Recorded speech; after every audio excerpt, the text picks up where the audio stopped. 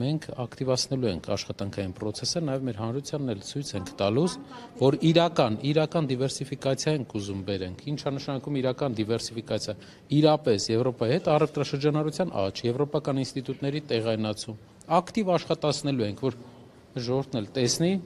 որ իրենց ասած են, որ մենք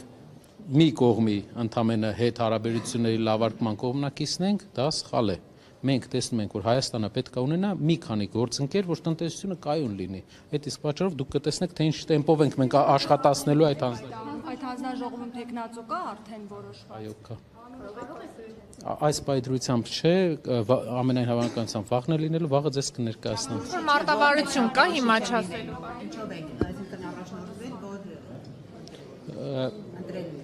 Ընդհանրապես հանձնաժողովի անդամները ինստիտուցիոնալ աշխատանքի փորձ, իրենց ներկայությունը պետք է օգնի նաև եվրոպական հարթակներում, պետք է օգնի մեզ մեր ազգային հարցերը առաջ քաշելու համար եւ նաև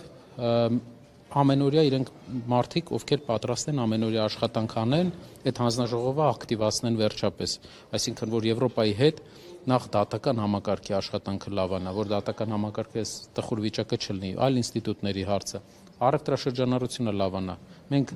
անունը դնում ենք, որ իբր երկիրը Եվրոպամետ ուղղություն, բան, բայց առևտրաշրջանառությունը տասնյակ անգամներ ավելի քիչ է քան ԵԱՏՄ-ի հետ, ինստիտուտներն են, ինչը որ պետք է Եվրոպան ինչ լավ ինստիտուտներ ունի, դա չենք վերցնում։ Մենք վերցնում ենք մենակ անունը, բրենդը, մարքեթինգը, բայց չենք վերցնում այն